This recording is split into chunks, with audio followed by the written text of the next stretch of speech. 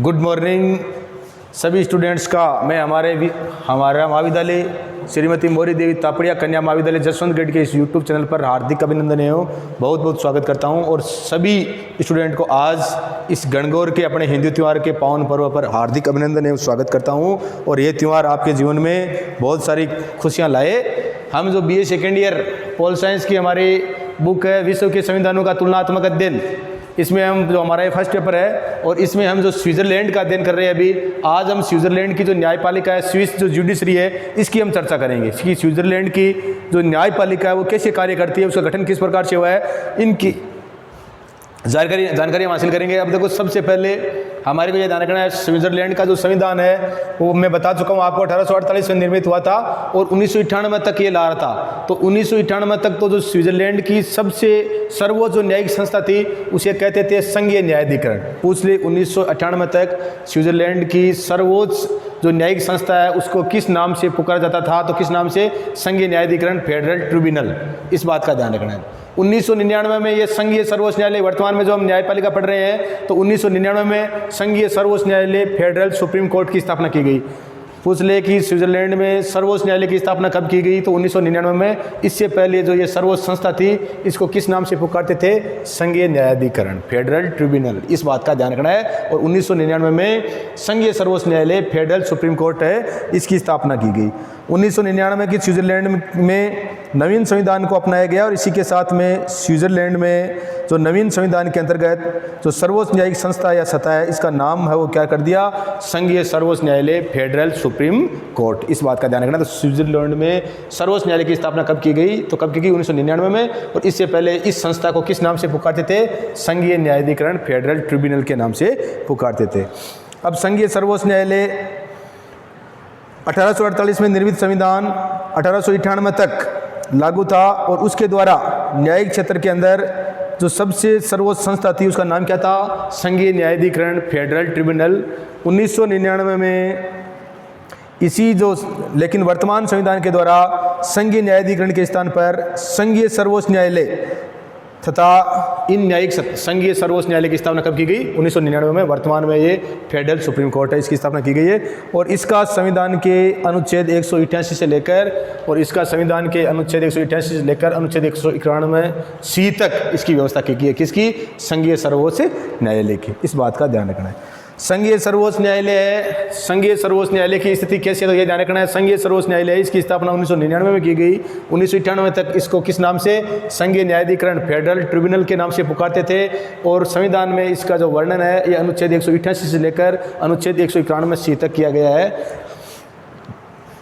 और इसमें अनुच्छेद जो 188 है इसमें जो संघीय ये सर्वोच्च न्यायालय है इसके संबंध में 3 बातें कही गई है। अनुच्छेद किसमें?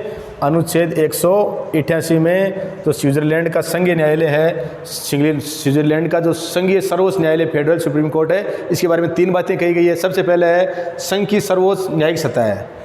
ये जो संघ की सर्वोच्च न्यायालय है वो संघ की क्या है? सर्वोच्च न्यायिक सत्ता है। तो वर्तमान समय में संघ की सर्वोच्च न्यायिक सत्ता कौन सा है? तो संघीय सर्वोच्च न्यायालय। स्थापना कब की गई? 1999 में। किस अनुच्छेदों में है? अनुच्छेद 188 से लेकर 191 तक। इसका गठन संघीय संसद द्वारा निर्मित किए जाने वाले कानून से इसका गठन है वो संघीय संसद के द्वारा। संसद हमने पढ़ा था, संसद में 2 सदन थे, प्रतिनिधि सभा और सीनेट। तो संघीय संसद द्वारा निर्मित किए जाने वाले कानूनों से इसका निर्धारित होगा। मतलब संघीय जो इसका गठन किसका? संघीय सर्वोच्च न्यायालय का। और इसकी प्रक्रिया है वो कानून के द्वारा। और कानून कौन बनाएगी? संघीय संसद द्वारा निर्मित किए जाने वाले कानून से निर्धारित होगी।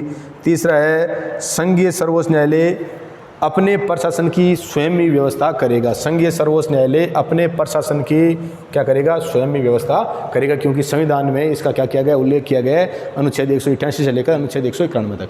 तो इस बात का ध्यान रखना है। 1948 में स्विट्जरलैंड का जो संविधान हुआ था 98 में लागू हुआ था। इसमें यहाँ पर पहले संघीय न्यायाधिकरण, फेडरल ट्रिब्यूनल की व्यवस्था की गई थी। फिर 1999 में संविधान में परिवर्तन किया गया, वर्तमान संविधान लागू किया गया और इसमें संघीय सर्वोच्च न्यायालय, फेडरल सुप्रीम कोर्ट की स्थापना की गई। और इस संघीय सर्वोच्च न्यायालय की स्थिति है, इसमें 3 बातें कही गई है। अनुच्छेद 188 में संघ की सर्वोच्च न्यायिक शक्ति है वो संघीय सर्वोच्च न्यायालय है। इसका गठन और प्रक्रिया है कानून द्वारा। और कानून कौन बनाएगी? संघीय संसद है वो द्वारा निर्मित किए जाने वाले कानूनों से निर्धारित होगा। और तीसरा है संघीय सर्वोच्च न्यायालय अपने प्रशासन की स्वयं क्या करेगा? व्यवस्था करेगा। अब उसके बाद में इसकी रचना। संविधान के अनुच्छेद 100 रचना किस में है? तो अनुच्छेद 188 में है। संविधान के अनुच्छेद 188 में संघीय सर्वोच्च न्यायालय की रचना संघीय संसद द्वारा कानून के आधार पर निर्धारित होगी। संघीय जो सर्वोच्च न्यायालय है इसकी रचना कौन करेगा? संघीय संसद करेगी। तो रचना कौन करेगी? संघीय संसद है वो कानून बनाकर क्या करेगी? संसदीय जो सर्वोच्च न्यायालय है इसकी क्या करेगी? स्थापना करेगी, निर्धारित करेगी, या इसमें कितनी संख्या होगी निर्धारित करेगी। अतः संघीय सर्वोच्च न्यायालय में न्यायाधीशों की संख्या आदि बातें संघीय संसद द्वारा निश्चित की जाएगी। अर्थात मतलब न्यायाधीश है इनकी संख्या,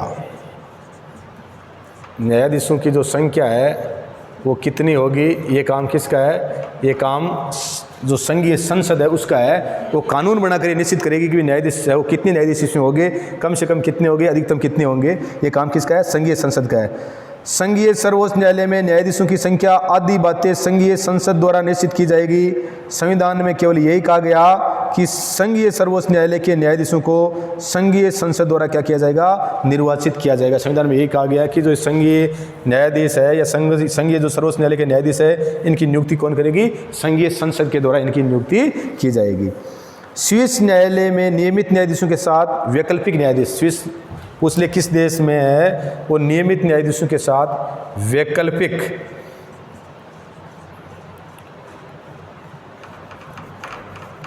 नियमित जो न्यायाधीश है उनके साथ में है जो वैकल्पिक न्यायाधीश है। वैकल्पिक न्यायाधीशों की व्यवस्था किस देश में की गई? किस देश में की गई है? स्विट्जरलैंड में की गई है। तो स्विस न्यायालयों में नियमित न्यायाधीशों के साथ वैकल्पिक न्यायाधीश अल्टरनेटिव जज भी होते हैं। नियमित न्यायाधीश द्वारा अपने कार्य करने में असमर्थ होने की स्थिति में उनके स्थान पर वैकल्पिक न्यायाधीशों द्वारा कार्य किया जाता है। इन सभी न्यायाधीशों को संघीय संसद द्वारा, संघीय संसद है वो कितने वर्ष के लिए? 6 वर्ष के लिए संघीय संसद है इन सभी न्यायाधीशों को 6 वर्ष तक क्या करती है? निर्वाचित करती है। कितने समय के लिए निर्वाचित करती है? 6 वर्ष के लिए निर्वाचित करती है।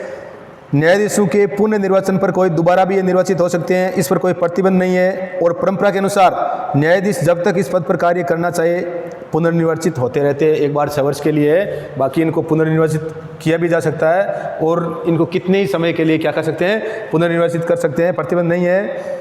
परंपरा के अनुसार न्यायाधीश जब तक इस पद पर कार्य करना चाहे पुनर्निर्वाचित होते रहते हैं। इस संबंध में कोई आयु संबंधी प्रतिबंध तो नहीं है, लेकिन व्यवहार में न्यायाधीश उस वर्ष त्यागपत्र दे देते हैं जिस वर्ष उनकी आयु कितनी हो जाती है? 70 वर्ष। अब इसमें क्या है, जब न्यायाधीशों की आयु 70 वर्ष हो जाती है तो वो क्या दे देते हैं? व्यवहार में वो 70 वर्ष के बाद में काम नहीं करते हैं। 70 वर्ष की आयु होने पर वो क्या दे देते हैं? त्यागपत्र दे देते हैं। इस बात का ध्यान रखना। भारत में कितना है? भारत में सर्वोच्च जो न्यायालय है सुप्रीम कोर्ट है उसकी 65 वर्ष, और जो अपने 25 हाई कोर्ट है उसमें कितनी वर्ष है? 62 वर्ष है। इस बात का ध्यान रखना है। तो व्यवहार में न्यायाधीश उस वर्ष त्यागपत्र दे देते हैं जिस वर्ष उनकी आयु 70 वर्ष हो जाती है। और इस पुनर्निर्वाचन के आधार पर न्यायाधीशों के निरंतर अनुभव से क्या किया जा सकता है? लाभ उठाया जा सकता है। लेकिन स्विट्जरलैंड में पुनर्निर्वाचन की परंपरा अपनाए जाने के कारण यह आशंका लगभग समाप्त हो गई है कि संघीय सर्वोच्च न्यायालय है इसका एक प्रधान और एक उपप्रधान, एक तो होता है प्रधान न्यायाधीश और एक होता है उपप्रधान न्यायाधीश। अपने यहाँ पर सिर्फ प्रधान ही होता है। सुप्रीम कोर्ट सर्वोच्च न्यायालय का मुख्य न्यायाधीश होता है, जिसे हम भारत में मुख्य न्यायाधीश कहते हैं। वो NV रमना बने, अब 24 अप्रैल से बनेंगे। अभी तो वो SA बोबडे ही है, अब NV रमना बनेंगे 48वें। और वहाँ पर एक तो प्रधान होता है, एक अध्यक्ष, और दूसरा एक तो मुख्य न्यायाधीश और एक उसका मतलब उपप्रधान। प्रधान और उपप्रधान 2 की व्यवस्था की गई है। संघीय सर्वोच्च न्यायालय का एक प्रधान तथा एक उपप्रधान होता है जिनका निर्वाचन संघीय संसद द्वारा 2 वर्ष की अवधि के लिए, जिनका निर्वाचन कौन करेगी? संघीय संसद करेगी। संघीय संसद करेगी, 2 सदन है वहाँ पे, वो करेंगे। और इनका कार्यकाल कितने वर्ष के लिए होता है? 2 वर्ष के लिए। किसका? प्रधान का और उपप्रधान का। संघीय सर्वोच्च न्यायालय का एक प्रधान तथा एक उपप्रधान होता है जिनका निर्वाचन संघीय संसद द्वारा 2 वर्ष की अवधि के लिए किया जाता है। प्रधान या उपप्रधान पद पर तुरंत दूसरी अवधि के लिए इनमें से किसी को भी लगातार 2 वर्ष मतलब लगातार दूसरे कार्यकाल के लिए लगातार दूसरे कार्यकाल के लिए इनका क्या नहीं किया जा सकता, दोबारा इनको प्रधान और उपप्रधान के रूप में नहीं चुना जाता। इस बात का ध्यान रखना, इस बात का ध्यान रखना है कि लगातार नहीं चुना जा सकता। अब योग्यताएं, क्वालिफिकेशन, इनकी योग्यताएं हैं वो क्या होती है, स्विट्जरलैंड का जो न्यायाधीश है वो कौन बन सकता है, इससे संबंधित योग्यताएं हैं। तो संविधान में न्यायाधीशों की योग्यता है, इसके संबंध में संविधान में नहीं लिखा गया कि क्या है, पर यह है कि स्विस नागरिक जो प्रतिनिधि सभा, पर यह कहा गया है कि स्विस नागरिक स्विट्जरलैंड का क्या है, नागरिक है, और जो प्रतिनिधि सदन या प्रतिनिधि सभा जो निम्न सदन है उसका सदस्य बनने की योग्यता रखता हो। कोई भी स्विस नागरिक जो प्रतिनिधि सभा संघीय संसद का प्रथम सदन का सदस्य बनने की योग्यता रखता हो, संघीय न्यायालय का न्यायाधीश निर्वाचित हो सकता है। इस बात का ध्यान रखना है कि योग्यता यही है कि कोई भी स्विस नागरिक जो प्रतिनिधि सभा जो संघीय संसद का निम्न सदन है, प्रत्येक सदन है और उसका मतलब निम्न सदन है प्रतिनिधि सभा, और उसका अगर कोई योग्यता रखता है तो वो भी क्या कर सकता है, वो न्यायाधीश से उसको नियुक्त किया जा सकता है, उसको न्यायाधीश चुना जा सकता है, संघीय न्यायालय का न्यायाधीश निर्वाचित हो सकता है। केवल ये प्रतिबंध है कि संघीय संसद या संघीय सरकार के सदस्य या उनके द्वारा नियुक्त पदाधिकारी इन पदों पर निर्वाचित नहीं हो सकते। ये ध्यान रखना कि संघीय संसद या संघीय सरकार के सदस्य, संघीय संसद के अगर कोई सदस्य है, संघीय संसद या संघीय सरकार के सदस्य, वो क्या नहीं हो सकते, वो न्यायाधीश नहीं हो सकते। इस बात का ध्यान रखना है। संघीय संसद या संघीय सरकार के सदस्य या उनके द्वारा नियुक्त पदाधिकारी इन पदों पर निर्वाचित नहीं हो सकते। यद्यपि न्यायाधीश के पद के लिए कानूनी योग्यता निर्धारित नहीं की गई है, किंतु व्यवहार में जिसको न्याय संबंधी ज्ञान और अनुभव रखने वाला अगर व्यक्ति है उसको इस पद पर निर्वाचित किया जा सकता है। और एक विधि के अनुसार दो निकट संबंधी न्यायालय में एक साथ सदस्य, एक विधि के अनुसार दो निकट जो संबंधी है वो न्यायालय में एक साथ क्या नहीं हो सकते, न्यायाधीश नहीं बन सकते। इस बात का ध्यान रखना। स्विट्जरलैंड की ये परंपरा है कि न्यायाधीश जो है इसमें दो निकट संबंधी न्यायालय के एक साथ सदस्य नहीं हो सकते। एक परंपरा ये भी स्थापित हो गई है कि मुख्य राजनीतिक दलों एवं प्रोटेस्टेंट और कैथोलिक धर्मों तथा तीनों मुख्य भाषाओं के प्रतिनिधियों को न्यायालय में स्थान दिया गया है। एक तो मुख्य राजनीतिक दल है प्रोटेस्टेंट तथा कैथोलिक, दो मुख्य वहाँ पर क्या है राजनीतिक दल है, प्रोटेस्टेंट